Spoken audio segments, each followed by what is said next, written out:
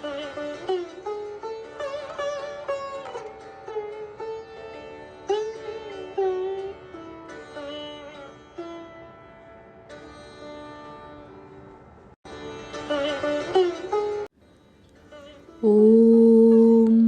यथाग्निर्दाहिका शक्ति रामकृष्णे स्थिता हिया सर्वविद्यास्वरूपां तां शारदां প্রণমাম্যহম।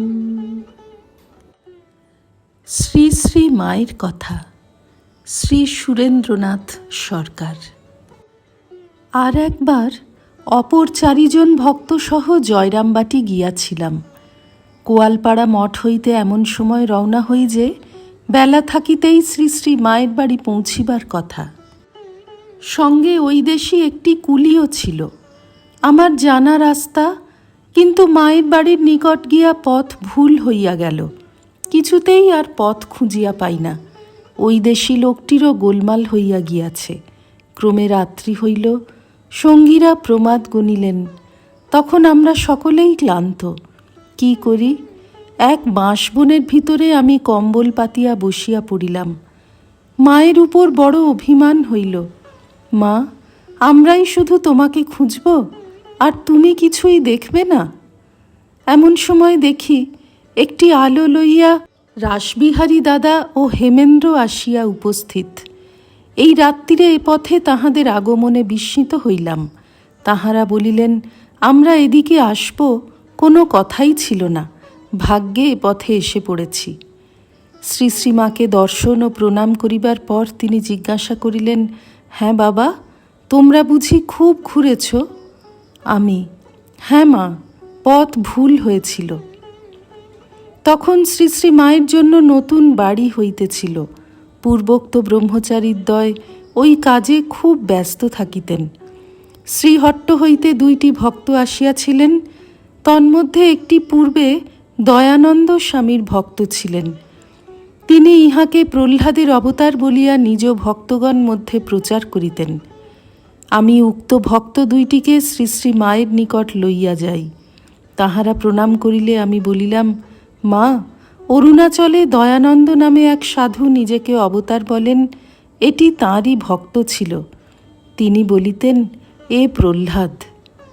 মা হাসিয়া উত্তর করিলেন, অবতারই বটে। এবার মা এই ভক্ত 2টিকে দীক্ষা দিয়াছিলেন। আমি আর একজন সাধুর নাম করিয়া বলিলাম যে তিনিও অনেক লোককে দীক্ষা দিতেছেন। মা বলিলেন, এসব অনেকটা ব্যবসাদার সাধু, তবে কি জানো, এতেও উপকার হবে। মানুষ তো কিছু করে না, এদের কথাতেও কিছু কিছু ভগবানের নাম করবে। আন্তরিক হলে শেষটা ক্রমে এখানেই এসে পড়বে। দেখছ না এখন তারক ব্রহ্ম নামের ছড়াছড়ি? একটু সার থাকলে কেউ বড় বাদ যাবে না।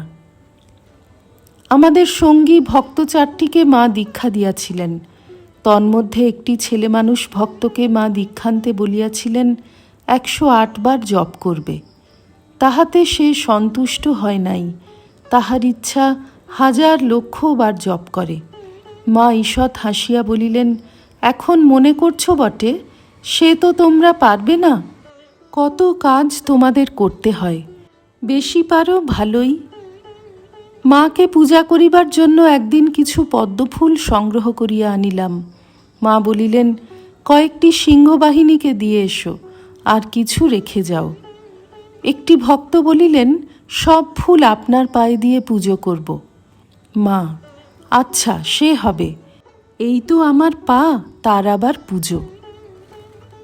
মাকে বলিয়াছিলাম, মা, ঠাকুর বলতেন শুদ্ধা ভক্তি সকলের সার। আমাকে আশীর্বাদ করো যেন তাই লাভ হয়। নিকটে আরও কয়েকজন ভক্ত ছিলেন। মা চুপ করিয়া রহিলেন।